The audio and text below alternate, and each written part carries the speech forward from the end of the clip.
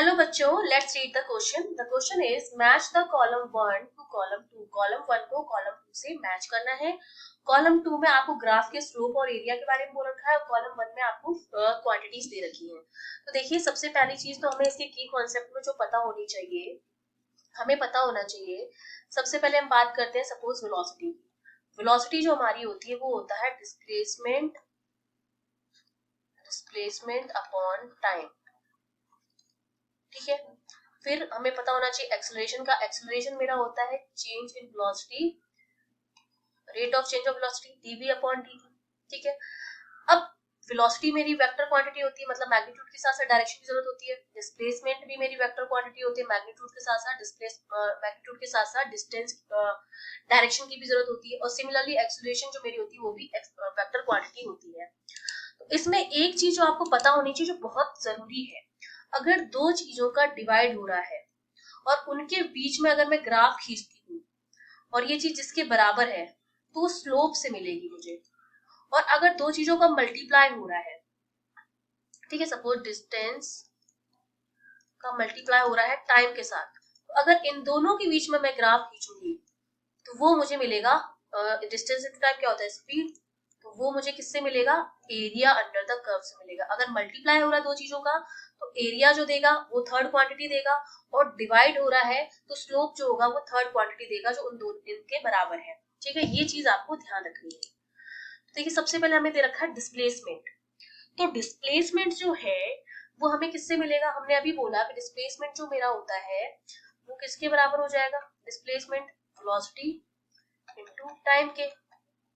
Multiply हो रहा है मतलब इन दोनों के बीच में अगर ग्राफ मैं खींचूं वी और टी ग्राफ, उसके एरिया से मुझे क्या मिलेगा, डिस्प्लेसमेंट मिलेगा। तो वीटी ग्राफ के एरिया से हमें मिलेगा। तो देखिए क्या है, area under VT curve third option में है, तो ए मेरा मैच करेगा थर्ड के साथ। ठीक है, इतना समझ में आ रहा है। बी में आपको दे रखा है वेलोसिटी। वेलोसिटी हमें कैसे मिलेगी, तो देखिए वेलोसिटी हमें मिलेगी एक्स और टी। डिस्प्लेसमेंट मैंने हमने मान लिया एक्स, क्योंकि वेलोसिटी मेरी होती है वो एक्स अपॉन टी के बराबर होती है। एक्स और टी के बीच में जो ग्राफ खींचेंगे अपॉन में है, तो स्लोप से मुझे क्या मिलेगी, वेलोसिटी मिलेगी। एक्स और टी के बीच में ग्राफ का स्लोप जो होगा वो मुझे क्या देगा, वेलोसिटी देगा। तो slope of x T graph, तो बी मेरा मैच करेगा 1 के साथ।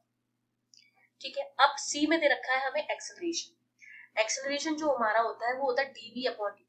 अपॉन में है तो मतलब जो स्लोप होगा मेरे को वी और टी का, वो स्लोप मुझे क्या देगा, एक्सेलरेशन देगा। वी टी ग्राफ का स्लोप हमें देगा एक्सेलरेशन। तो सी मेरा मैच कर जाएगा 4 के साथ। ठीक है। तो देखिए ए मेरा मैच कर रहा है 3 के साथ, बी मेरा मैच कर रहा है 1 के साथ, और सी मेरा मैच कर रहा है 4 के साथ। अब केवल एक बचा है जो हमारी है इंस्टेंटेनियस वेलोसिटी।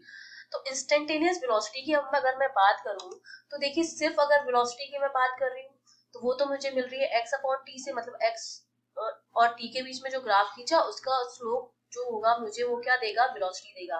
लेकिन जब इंस्टेंटेनियस की बात करते हैं, सपोज इस तरह से ये मेरा टी है और ये मेरा एक्स है, और इस तरह से हमने कोई ग्राफ खींचा इनके बीच में, तो अगर किसी पॉइंट पर, इस पॉइंट पर अगर मुझे वेलोसिटी निकालनी है तो वो मेरी क्या हो जाएगी, इंस्टेंटेनियस वेलोसिटी हो जाएगी।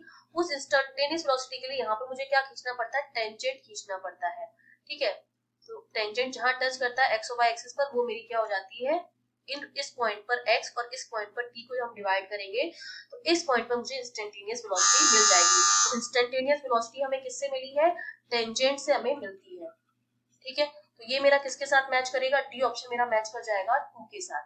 तो मेरा करेक्ट ऑप्शन कौन सा हो जाएगा, ए मेरा 3 के साथ मैच किया, बी 1 के साथ, सी 4 के साथ और डी 2 के साथ। C option is correct. I hope you understood well. All the best.